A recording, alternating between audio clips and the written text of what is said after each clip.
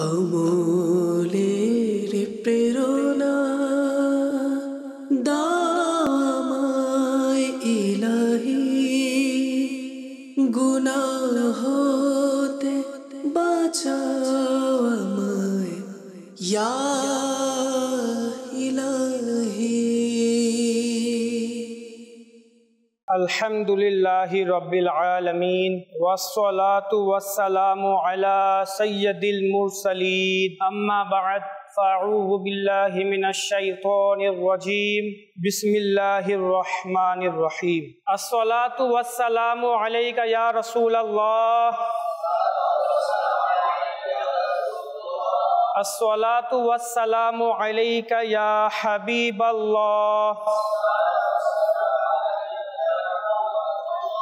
আসসালাতু ওয়াসসালামু আলাইকা ইয়া নবিয়াল্লাহ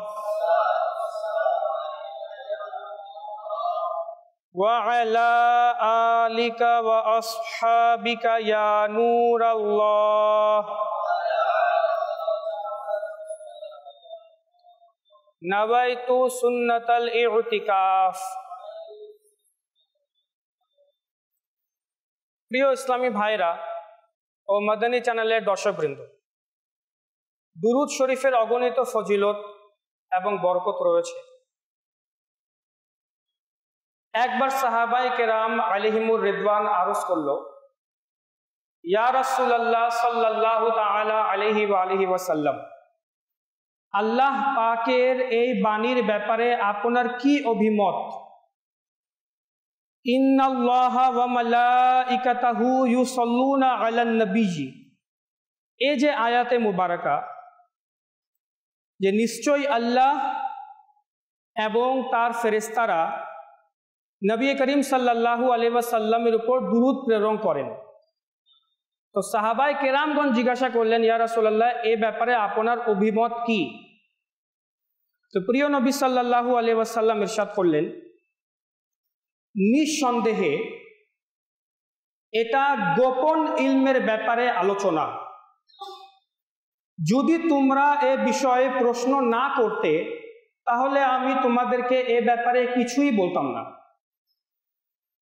কিন্তু যেহেতু করেছো তাই বলছি যে এই আয়াতে মুবারাকার মূল অর্থ হচ্ছে, নিঃসন্দেহে আল্লাহ পাক আমার জন্য দুইজন ফেরেশতা নিযুক্ত করেছেন। যে মুসলমানের সামনে আমার আলোচনা করা হয় আর সে আমার উপর দুরূদ শরীফ পাঠ করে, তখন ওই দুইজন ফেরেশতা বলে যে আল্লাহ পাক তোমাকে ক্ষমা করুক। যখন কোনো মুসলমানের সামনে আমার আলোচনা হয় আর সে আমার উপর দুরূদ শরীফ পাঠ করে, তখন নিযুক্ত ওই দুইজন ফেরেশতা বলে যে আল্লাহ তোমার ক্ষমা করুক। আর আল্লাহ রাব্বুল আলামিন যখন বলে দেয় কুন ফায়াকুন, কুন অর্থাৎ হয়ে যাও, তো ফায়াকুন তখন তা হয়ে যায়। এটা আমার আল্লাহ রাব্বুল আলামিনের কুদরত। তো আল্লাহ রাব্বুল আলামিন যখন আমিন বলে দেন যে যেন এটাই হোক, তখন কি সে বান্দার ক্ষমা হবে না? অবশ্যই হবে, এবং সাথে সাথে ফেরেশতারাও বলে আমিন। এটা হচ্ছে হুজুর সাল্লাল্লাহু আলাইহি ওয়াসাল্লাম স্বয়ং নিজে ইন্নাল্লাহা ওয়া মালাইকাতাহু ইউসাল্লুনা আলান নবী সম্পর্কে তিনি এই কথা বলে থাকেন। আসুন দুরূদ শরীফের ফজিলত আমরা শুনলাম, আমরাও একবার দুরূদ শরীফ পাঠ করি। সাল্লু আলাল হাবিব সাল্লাল্লাহু তাআলা আলা মুহাম্মদ সাল্লাল্লাহু তাআলা আলাইহি ওয়া আলিহি ওয়াসাল্লাম।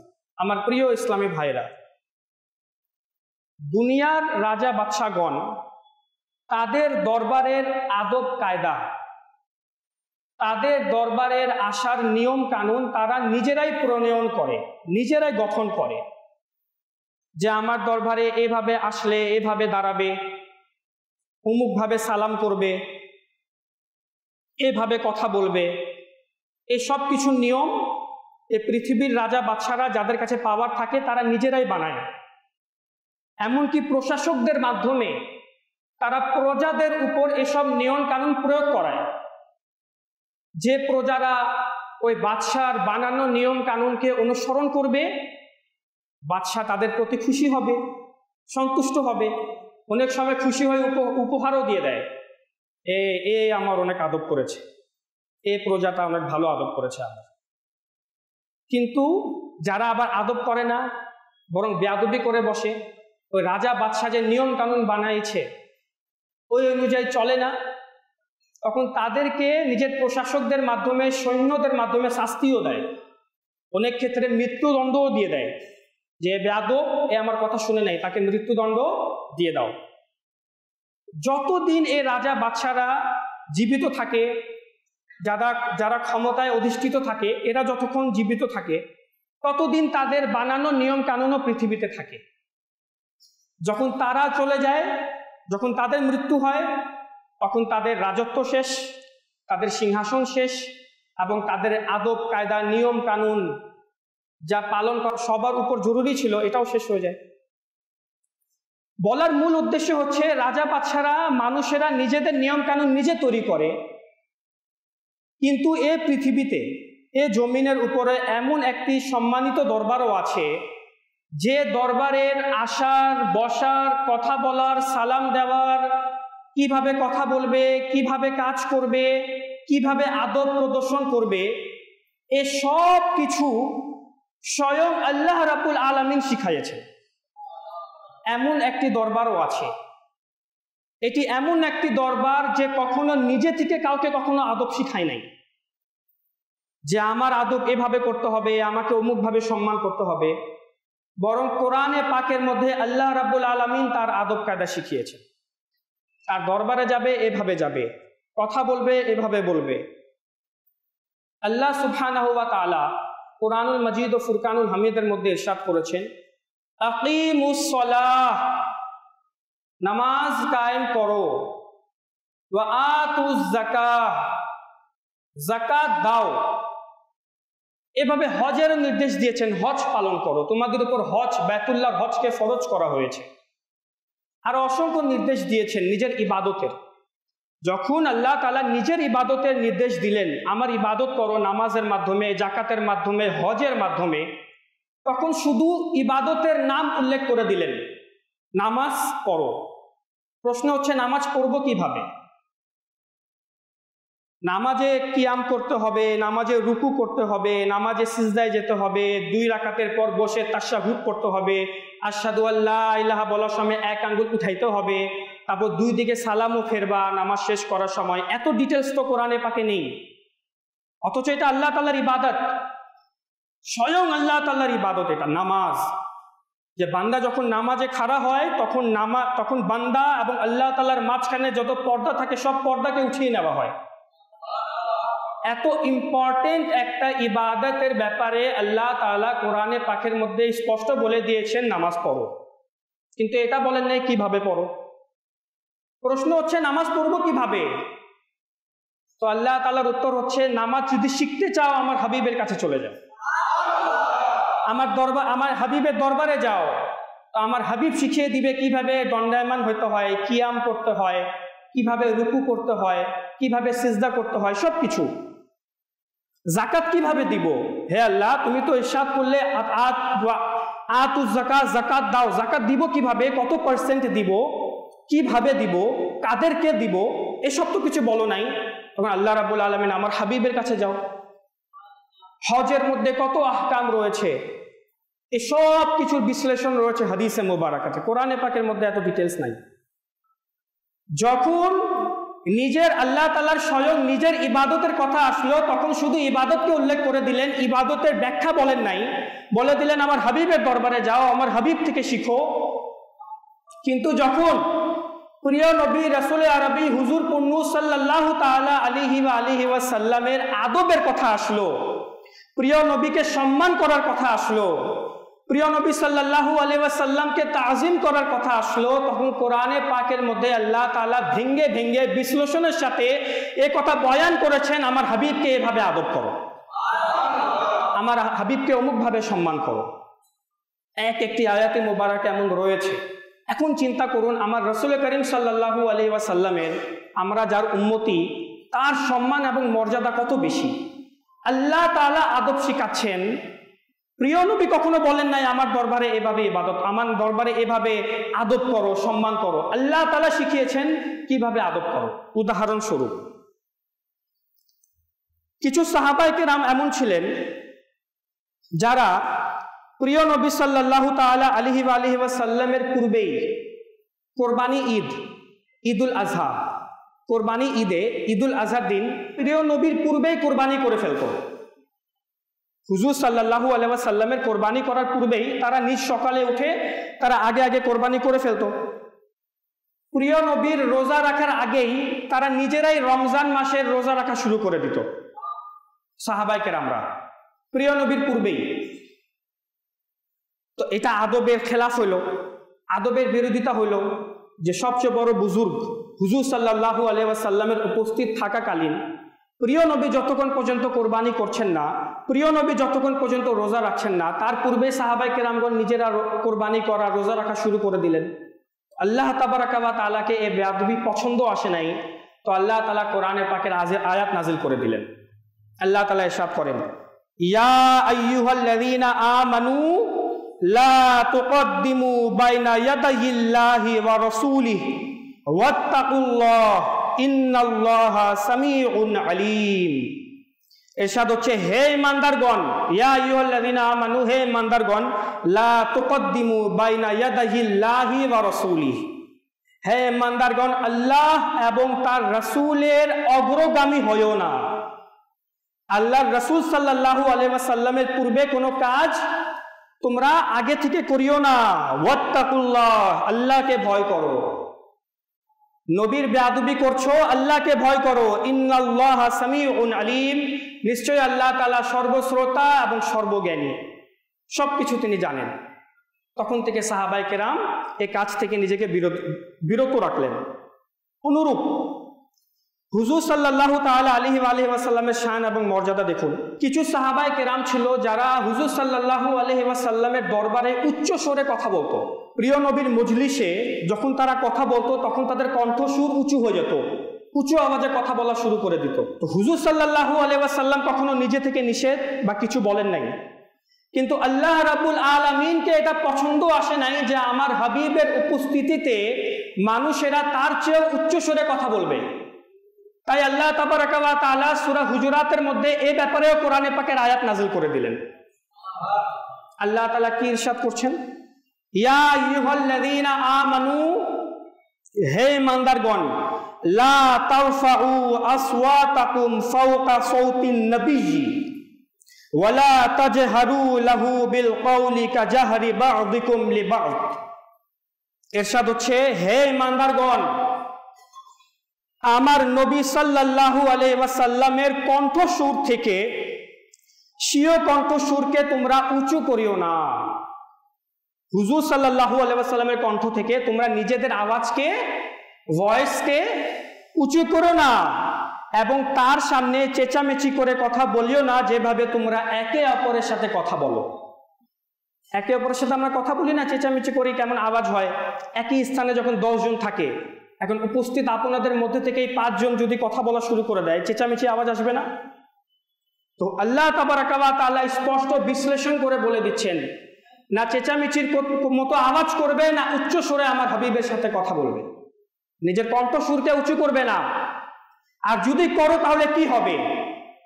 আচ্ছা, এতটুকু শুনলে তো বোঝা যাচ্ছে হ্যাঁ এটা কোনো বড় ব্যাপার না, ঠিক আছে, হুজুর সাল্লাল্লাহু আলাইহি ওয়াসাল্লামের সামনে উঁচু স্বরে কথা বলবো না, ঠিক আছে, প্রিয় নবীর সামনে উঁচু স্বরে কথা বলবো না, ওকে, এতটুকু তো বুঝে আসছে। হবে কোনো উত্তম আমল, নবীর তো সম্মান করতেই হবে, তো উঁচু আওয়াজে কথা বলবো না, ঠিক আছে। কিন্তু এরপরে আল্লাহ তাআলা যে ইরশাদ করলেন, এর দ্বারা এ উচ্চ স্বরে কথা বলা আল্লাহ তাআলার যে কত অপছন্দনীয় একটি কাজ, আল্লাহ তাআলা এটা কত নাজায়েজ করে দিয়েছেন, শুনলে অবাক হয়ে যাবেন। আল্লাহ তাআলা ইরশাদ করছে, এরপর যদি তোমরা উচ্চ স্বরে কথা বলো তাহলে কি হবে? আন তাহবাতা আমালুকুম ওয়া আনতুম লা তাশউরুন।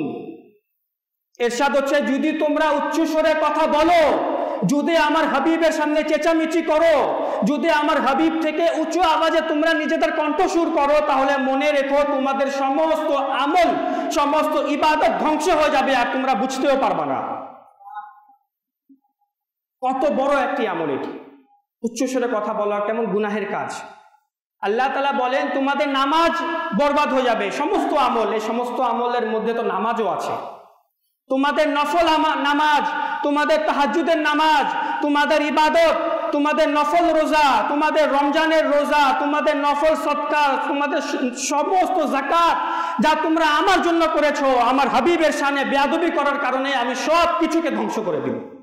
আর তোমরা বুঝতেও পারবে না, ইবাদত করতে থাকবে, হ্যাঁ আমি ইবাদত করছি, আল্লাহ আমার থেকে খুশি, আমি ইবাদত করছি, নফল নামাজ পড়ছি, আর বেয়াদবি করার কারণে আমার যে আমলই নষ্ট হয়ে গেল এটা আমি বুঝতে পারবো না। বর্ণিত আছে হযরত কায়েস ইবনে শাহাস রাদিয়াল্লাহু তাআলা আনহু, হযরত কায়েস ইবনে শাহাস রাদিয়াল্লাহু তাআলা আনহু তিনি একটু উচ্চস্বরে কথা বলতেন প্রিয় নবীর দরবারে। প্রিয় নবী সাল্লাল্লাহু আলাইহি ওয়াসাল্লামের মজলিসে উনার কণ্ঠস্বর একটু বেশি হয়ে যেত, কথা বলতে বলতে উঁচু আওয়াজে কথা বলা শুরু করে দিতেন। তো যখন এই আয়াতে মুবারাকা নাজিল হইল, তিনি হঠাৎ মজলিসে অনুপস্থিত। প্রিয় হযরত কায়েস বিন শাহাস রাদিয়াল্লাহু তাআলা আনহুকে আর প্রিয় নবীর মজলিসে দেখা যায় না। আমার প্রিয় নবী সাল্লাল্লাহু আলাইহি ওয়াসাল্লাম উম্মতকে মহব্বতকারী, উম্মতের প্রতি দয়াবান। হুজুর সাল্লাল্লাহু আলাইহি ওয়াসাল্লাম তো সবার সম্পর্কে জানেন কে আমার দরবারে উপস্থিত এবং কে আমার দরবারে অনুপস্থিত। চাই যতজনই আমার প্রিয় নবীর দরবারে আসুক না কেন, আজকে হোক বা 1400 বছর পূর্বে আমার নবীর জীবদ্দশায় হোক, 1400 বছর পূর্বে আমার নবীর জীবদ্দশায় এবং আজকেও যারা হজে বা উমরাতে আমার প্রিয় নবীর দরবারে যায়, আমার প্রিয় নবী অবগত থাকে আমার কোন উম্মতি আমার কাছে এসেছে আর আমার কোন উম্মতি মক্কা থেকেই নিজের বাসায় ফিরে গেল, এখানে আসা জরুরি মনে করে নাই। হাদিসে মুবারাকার মধ্যে আছে আমার হুজুর সবার সম্পর্কে জ্ঞাত। তো জিজ্ঞাসা করলেন আমার প্রিয় নবী কায়েস ইবনে শাহাস কই, তাকে দেখছি না। তো সাহাবাই কেরামগণ তারাও একে অপরকে দেখলেন, হ্যাঁ কায়েস বিন শাহাস তো নাই।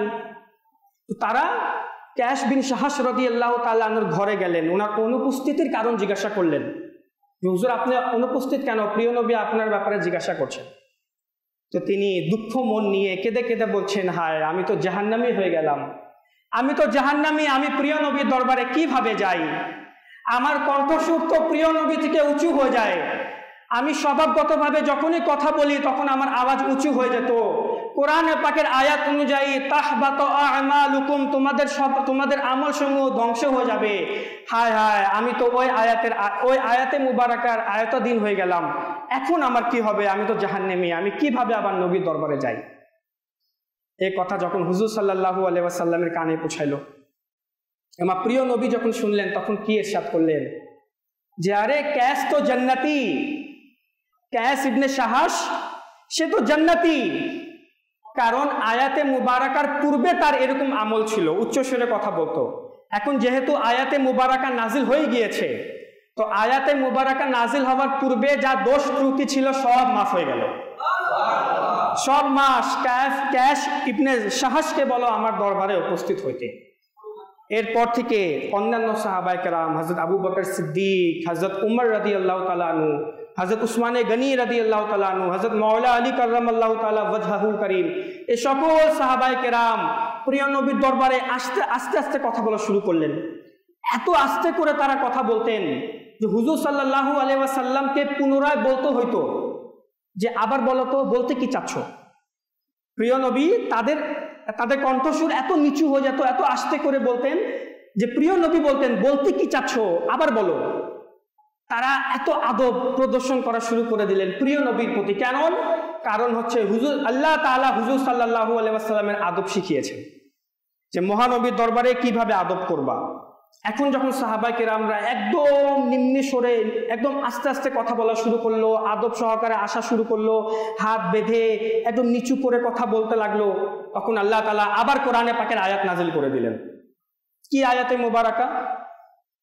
ইন্নাল্লাযীনা ইয়াগুদ্দুনা আসওয়াতাহুম ইনদা রাসূলিল্লাহ উলাইকাল্লাযীনা ইমতাহানাল্লাহু কুলুবাকুম লিত্তাকওয়া। ইরশাদ হচ্ছে নিশ্চয় যারা আল্লাহর রাসূলের সামনে স্বীয় কণ্ঠস্বর নিচু করে, নিজের ভয়েসকে, গলার ভয়েসকে কমিয়ে দেয় আমার রাসূলের সামনে, তারা হচ্ছে ও সব লোক যাদের অন্তরকে পরহেজগারির জন্য আল্লাহ তাআলা পরীক্ষা করে নিয়েছেন। তাদের অন্তরকে আল্লাহ তাআলা তাকওয়ার জন্য, তাকওয়ার জন্য আল্লাহ তাআলা পরীক্ষা করে নিয়েছেন, তারা উত্তীর্ণ হয়েছে। লাহুম মাগফিরাতু ওয়া আজরুন আযীম, তাদের জন্য মাগফিরাত রয়েছে এবং উত্তম প্রতিদান রয়েছে। এটা কেন? যে তারা নিম্ন স্বরে হুজুর সাল্লাল্লাহু আলাইহি ওয়াসাল্লামের দরবারে আদব সহকারে কথা বলার কারণে, প্রিয় নবীর দরবারে কথা বলার কারণে, তাও নিম্ন সুরে আল্লাহ তাআলা ইরশাদ করছেন এটা তাকওয়া, এটা তাকওয়া। এবং এই তাকওয়ার মধ্যে, এই পরহেজগারিতার মধ্যে তারা উত্তীর্ণ হয়েছে। কারণ কি? শুধুমাত্র প্রিয় নবীর সাথে আস্তে আস্তে কথা বলার কারণে, নিম্ন সুরে কথা বলার কারণে আল্লাহ তাআলা তাদেরকে, তাদের ওই সাহাবায়ে কেরামদের ব্যাপারে বলছেন মাগফিরাতও তোমাদের এবং উত্তম প্রতিদানও তোমাদের। এটা হচ্ছে হুজুর সাল্লাল্লাহু আলাইহি ওয়াসাল্লামের আদব প্রদর্শনের ফজিলত। তো প্রিয় ইসলামী ভাইরা, প্রিয় নবী সাল্লাল্লাহু আলাইহি ওয়াসাল্লামকে আদব করা, ওনাকে সম্মান প্রদর্শন করার ফজিলত আরো অসংখ্য আয়াতে মুবারাকা আছে, অসংখ্য আয়াতে মুবারাকা আছে। যদি আমি আরো ডিটেলসে বলতে যাই প্রিয় নবীর আদবের ব্যাপারে, অসংখ্য সময়ের প্রয়োজন। ঠিক সেভাবেই যেভাবে প্রিয় নবীকে আদব করার কারণে উত্তম প্রতিদান দেওয়া হয়, যারা প্রিয় নবীর মাআযাল্লাহ প্রিয় নবীর শানে বেয়াদবি করে বা প্রিয় নবীর সাথে বেয়াদবি করে, আল্লাহ তাবারাকা ওয়া তাআলা স্বয়ং নিজেই তাদের বেয়াদবির উত্তর প্রদান করেন।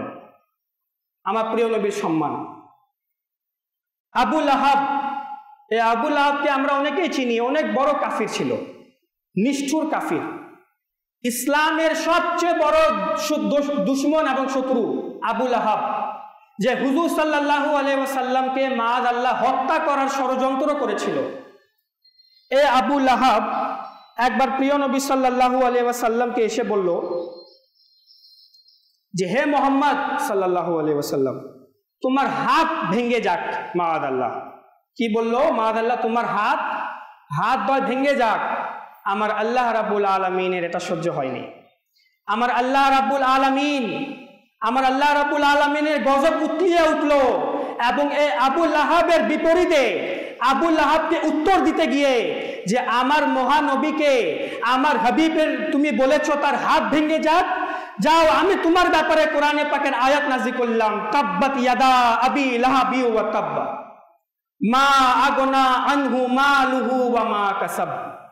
তাব্বাত ইয়াদা আবি লাহাবি, আবু লাহাবের হাত ভেঙে যাক। আল্লাহ তাআলা কিভাবে উত্তর দিচ্ছেন, কত ভালোবাসেন আমাদের প্রিয় নবীকে আল্লাহ তাআলা। দেখেন, আবু লাহাব বলেছিল প্রিয় নবীকে তোমার হাত ভেঙে যাক মাআযাল্লাহ, হে মুহাম্মদ তোমার হাত ভেঙে যাক। আমার প্রিয় নবী কোনো উত্তর দেন নাই, আল্লাহ উত্তর দিচ্ছে এ আবু লাহাব তোমার হাত ভেঙে যাক। ওয়া তাব্বা, তোমার হাত তো ভেঙে গেছেই। তাব্বাত ইয়াদা আবি লাহাবিউ, আবু লাহাবের হাত ভেঙে যাক। ওয়া তাব্বা, হাত তো তার ভেঙে গেছেই। মা আগনা আনহু মালুহু ওয়া মা কাসাব, তার যত সম্পত্তি রয়েছে, তার যত সম্পদ রয়েছে, এ কোনো সম্পদ তার কোনো কাজে আসে নাই।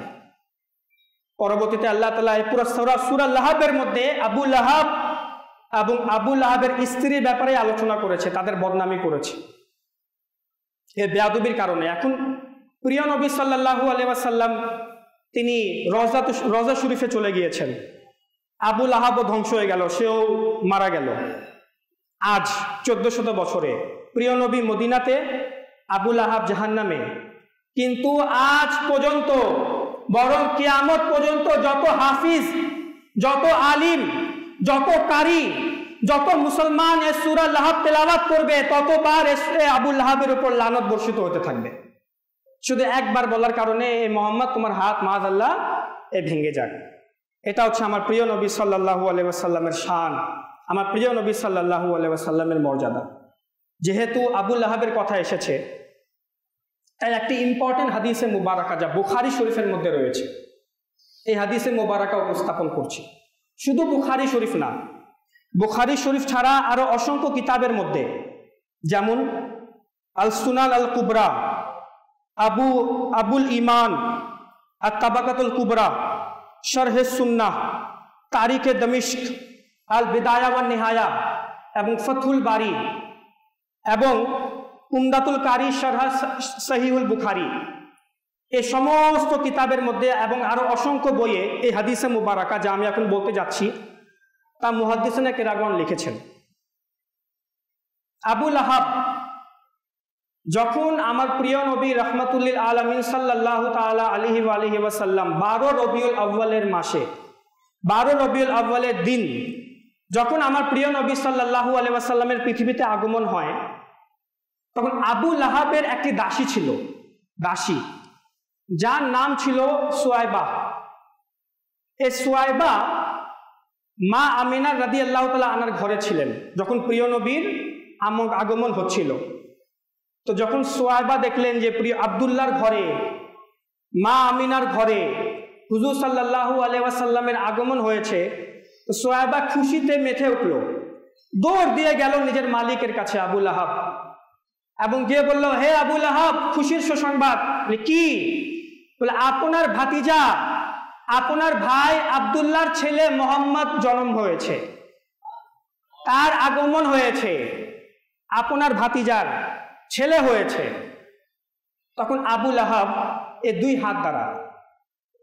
দুই হাত দ্বারা ইশারা করে, প্রথম আঙ্গুল শাহাদাত আঙ্গুল এবং মধ্যখানের আঙ্গুল দ্বারা ইশারা করে সুয়াইবার দিকে ইশারা করলো এবং বলল, হে সুয়াইবা, আমার ভাতিজার আগমনের খুশিতে, আমার ভাতিজা পৃথিবীতে এসেছে এর খুশিতে আমি তোমাকে মুক্তি করে দিলাম, আমি তোমাকে আজাদ করে দিলাম। আমার প্রিয় নবীর আগমন হইল। 40 বছর পর আমার প্রিয় নবী নিজের নবুয়ত প্রকাশ করলেন। তখন আমার প্রিয় নবীর সবচেয়ে বড় শত্রুতে পরিণত হলো এই আবু লাহাব।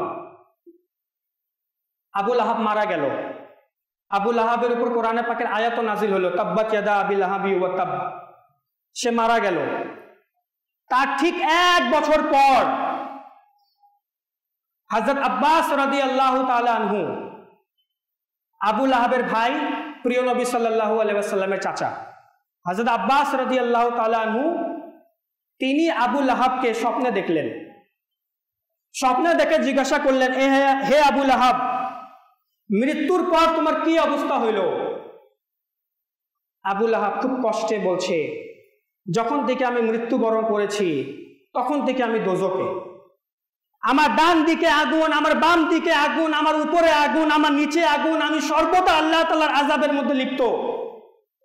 সারা বছর আমি আযাবের মধ্যে থাকি, কিন্তু শুধু সপ্তাহে 1 দিন, সোমবারের দিন, আল্লাহ তাবারাকা ওয়া তাআলা আমার এই 2টা আঙ্গুলের মধ্যে এক রকমের ঠান্ডা পানি সৃষ্টি করে দেয়।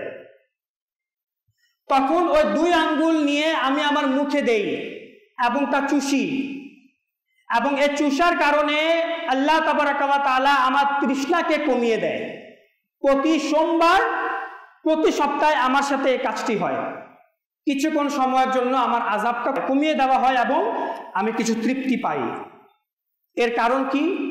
এর কারণ হচ্ছে, যখন পৃথিবীতে মুহাম্মদ সাল্লাল্লাহু আলাইহি ওয়াসাল্লামের আগমন হয়েছিল, আমার ভাতিজার আগমন হয়েছিল, তখন আমি নবী বা রাসূল মনে করে নয়, বরং ভাতিজা মনে করে যে আমি সুয়াইবাকে মুক্তি করে দিয়েছিলাম, আজাদ করে দিয়েছিলাম। আল্লাহ রাব্বুল আলামিন এর কারণে আমার আযাবকে কমিয়ে দিয়েছেন। প্রতি সোমবারে আমাকে এই নিয়ামত প্রদান করে থাকেন। মনে রাখবেন, কাফিরের কোনো আমল গ্রহণযোগ্য না। পৃথিবীতে কাফির অমুসলিম যতই ভালো কাজ করে যাক না কেন, আখিরাতে তার জন্য কোনো ভালো উত্তম প্রতিদান নাই। অনেক সময় আল্লাহ তাআলা অমুসলিমকে তার ভালো কাজের কারণে পৃথিবীতেই উত্তম প্রতিদান দিয়ে দেন। অনেকে হয় না, অনেক ভালো অবস্থায় আছে, ভালোভাবে আছে, কারণ সে পৃথিবীতে কোনো ভালো কাজ করেছে, তাই আল্লাহ তাআলা তার প্রতিদান তাকে পৃথিবীতেই দিয়ে দেন। আখিরাতে তার জন্য কোনো জান্নাত নাই, কোনো উত্তম প্রতিদান নাই। কিন্তু আবু লাহাবের মতো এত বড় ইসলামের শত্রুর জন্য আল্লাহ তাআলা প্রতি সোমবারে এই নিয়ামত প্রদান করেছেন। মুহাদ্দিসিনে কেরাম, মুফাসসিরিনে কেরাম, 1400 বছরের ওলেমায়ে কেরাম একমত যে হুজুর সাল্লাল্লাহু আলাইহি ওয়াসাল্লামের এই আগমনের খুশিতে নবী মনে করে নয়, রাসূল মনে করে নয়, জাস্ট ভাতিজা মনে করে, নিজের ভাইয়ের ছেলে মনে করে সে যে আজাদ করে দিল, মুক্তি করে দিল, এই কারণে আল্লাহ তাআলা তাকে নিয়ামত প্রদান করলেন। এখন হাফিজ শামসুদ্দিন মোহাম্মদ আব্দুল জুজি 660 হিজরি, শেখ আব্দুল্লাহ মুহাদ্দিস দেহলভী, ইমাম বাইহাকি, ইমাম বগভি, ইমাম সোহাইলি, ইমাম কুরতুবি, ইমাম শাহাবুদ্দিন কাস্তালানি, ইমাম হাজার হায়তমি মক্কি, ইমাম আলী মুল্লা আলী কারি, ইন্দিরা সব কেউ 600 হিজরির, কেউ 700 হিজরির, কেউ 800 হিজরির, কেউ আবার 900 হিজরির, কেউ আবার আরো পূর্বের। এই 1400 বছরের মুহাদ্দিসিনে কিরামগণ একটি কথা এই হাদিস বর্ণনা করার পর খুব সুন্দরভাবে বলেন নিজেদের কিতাবে যে আবু লাহাবের মতো কাফিরকে যখন আল্লাহ তাআলা ভাতিজা মনে করে সোয়েবাকে খুশিতে আজাদ করে দিল নবীর আগমনের, ভাতিজা মনে করে, নবী মনে করেও না, ভাতিজা মনে করে যখন সে আজাদ করে দিল, তো আল্লাহ তাআলা তাকে এমন নেয়ামত দিলেন। তো যে মুসলমান আল্লাহ তাআলার উপর বিশ্বাস রাখে, যে মুসলমান নিজেকে প্রিয় নবী সাল্লাল্লাহু আলাইহি ওয়াসাল্লামের উম্মতি দাবি করে, যে মুসলমান হুজুর সাল্লাল্লাহু আলাইহি ওয়াসাল্লামকে মহব্বত করে এবং ভালোবাসে, যে মুসলমান প্রিয় নবী সাল্লাল্লাহু আলাইহি ওয়াসাল্লামের আগমনের খুশিতে খুশি উদযাপন করে, আল্লাহ তাআলার কৃতজ্ঞতা জ্ঞাপন করে, জুলুসে ঈদ মিলাদুন নবী বের করে এবং লাইটিং করে এবং মুসলমানদের কাছে খুশি প্রকাশ করে যে হ্যাঁ আমি আমার মহানবীর উম্মতি, তো আল্লাহ তাবারাকা ওয়া তাআলা তাকে কত বেশি মহান মর্যাদা দান করবেন। এটা হচ্ছে প্রিয় নবী সাল্লাল্লাহু আলাইহি ওয়াসাল্লামের ঈদে মিলাদুন নবী উদযাপন করার ফজিলত। যখনই 12 রবিউল আউয়ালের মাস আসে তখনই আমরা দেখি না পৃথিবীর বিভিন্ন প্রান্তে, অনেকে হয়তো ভিডিওর মাধ্যমে দেখেছেন, আর যারা বাংলাদেশি আমরা বাংলাদেশের মধ্যেই দেখেছি, পৃথিবীর বিভিন্ন প্রান্তে, বাংলাদেশের বিভিন্ন প্রান্তে যখন মিলাদুন নবীর আগমন হয় তখন জুলুস বের হয়। মুসলমানেরা কি করে? জুলুস বের করে, স্লোগানও দেয় নবীর আগমন মারহাবা, রাসূলের আগমন মারহাবা। এর আসল উৎপত্তি কোথা থেকে? এর আসল কি? এর আসল হচ্ছে কোরআনে পাক। আল্লাহ রাব্বুল আলামিন কোরআনে পাকের মধ্যে স্পষ্ট বলে দিয়েছেন, কুল বিফাদলিল্লাহি ওয়া বিরহমাতিহি ফাবিযালিকা ফালইফরাহু। ইরশাদ করছেন আল্লাহ তাআলা, হে হাবিব আপনি বলে দিন, হে হাবিব আপনি বলে দিন যে আল্লাহ তাআলার অনুগ্রহ পেলে, আল্লাহ তাআলার নিয়ামত পেলে তোমরা অনেক খুশি উদযাপন করো। আর অপর স্থানে আল্লাহ তাআলা ইরশাদ করছেন, ওয়ামা আরসালনাকা ইল্লা রাহমাতাল লিল আলামিন। এ হাবিব আমি আপনাকে সমস্ত বিশ্বের জন্য রহমত বানিয়ে পাঠিয়েছি।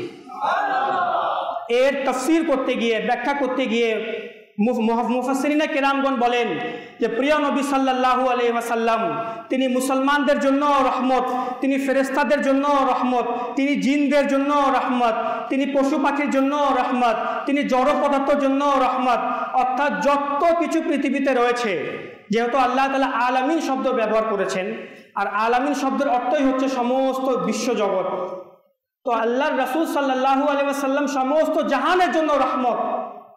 আর এই রহমতের আগমনের ব্যাপারেই আল্লাহ তাআলা বলছেন ফাবিযালিকা ফালইফরাহু, এবং আল্লাহর নিয়ামত পেলে, রহমত পেলে অনেক খুশি উদযাপন করো, অনেক বেশি খুশি উদযাপন করো। আর এই খুশি উদযাপনটা প্রকাশ হয় জুলুসে ঈদে মিলাদুন নবীর মাধ্যমে। এই খুশি প্রকাশ হয় জুলুসের মাধ্যমে, যখন আমরা বের হয়ে খুশি উদযাপন করি, হ্যাঁ আমার নবী এসেছে, যখন আমরা স্লোগান লাগাই আমার নবীর আগমন মারহাবা, এটাও খুশি প্রকাশ হয়।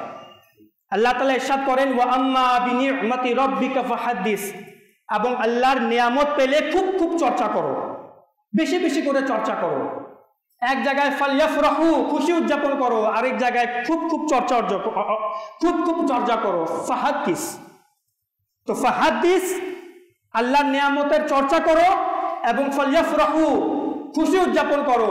এই দুইটা আয়াতে মুবারাকার উপর কেউ যদি আমল করতে চায় তো জুলুসে ঈদ মিলাদুন নবীতে শরীক হয়ে যান।